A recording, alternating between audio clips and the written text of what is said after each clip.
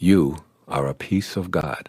You are a living, breathing creation that emanated from the universal mind of the all-creating source. You and God are the same thing. Very simply put, when you love and trust yourself, you're loving and trusting the wisdom that created you. And when you fail to love and trust yourself, you're denying that infinite wisdom in favor of your own ego. It's important here to remember that at every single moment of your life, you have the choice to either be a host to God or a hostage to your ego. So here's the question: host or hostage? Your ego's belief that you're separate from everyone, separate from what's missing in your life, and most egregiously, separate from God, further hampers your ability to live up to the intention of respecting yourself. Ego's idea of separation fosters your feelings of being in competition with everyone and evaluating your worth based on how frequently you emerge as a winner. As a hostage to your ego, self-respect is unavailable because you feel judged for your failures.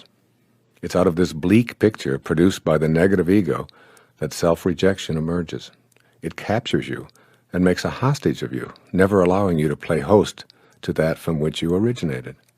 Being a host to God means always seeing your authentic connection to your source. It's knowing that it's impossible for you to ever be disconnected from the source from which you came.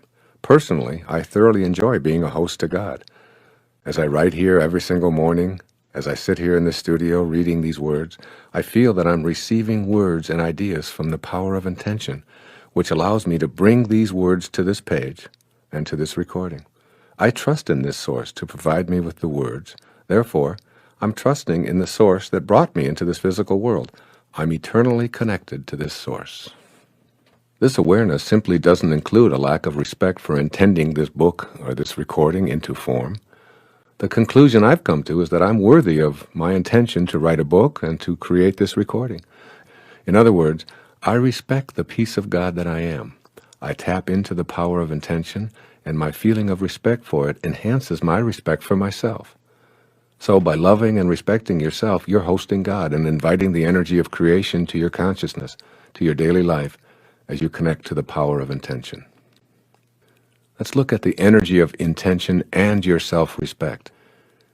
If you don't believe that you're worthy of fulfilling your intentions for health, wealth, or loving relationships, then you're creating an obstacle that will inhibit the flow of creative energy into your daily life. Recall that everything in the universe is energy, which moves at various frequencies. The higher the frequency, the closer you are to spiritual energy. In the lower frequencies, you find shortages and problems. Intention itself is a unified energy field which intends everything into existence.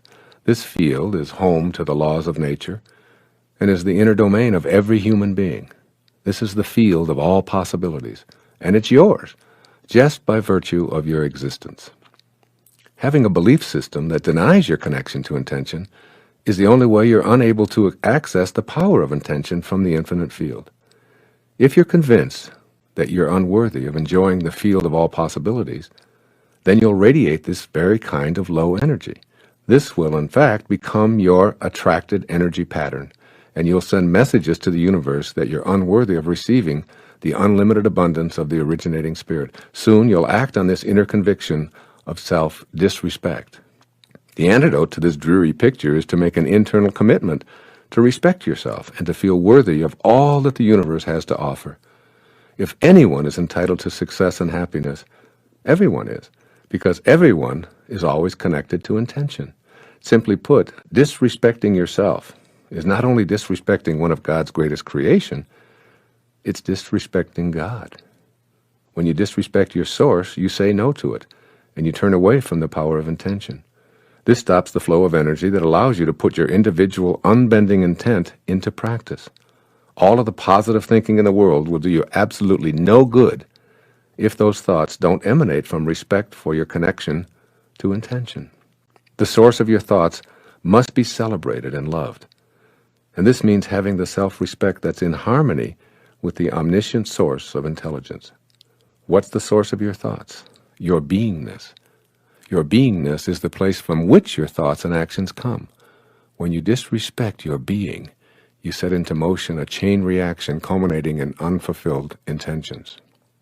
What you think of yourself is what you think of the world. How do you see the world you live in? What do you think people in general are really like? Do you believe that evil is triumphing over good? Is the world filled with egocentric, selfish people? Can the little guy ever get ahead? Are government entities and all their representatives corrupt and untrustworthy? Is life unfair? Is it impossible to get ahead if you don't have connections? When you have a gloomy picture of what the world looks like, you're unreceptive to the potential assistance that's there to help you with your own individual intentions. Why would others want to come to your aid when you view them as contemptible? Why would the universal force be attracted to that which repels it? How could a world that's so corrupt ever be of assistance to someone who has noble intentions? The answer to these questions are obvious. You attract into your life what you feel inside. If you feel that you're not worthy of being respected, you attract disrespect. This weak self-respect is the result of an exceptionally rusty link to the field of intention. This link must be cleansed and purified, and that takes place within your own mind.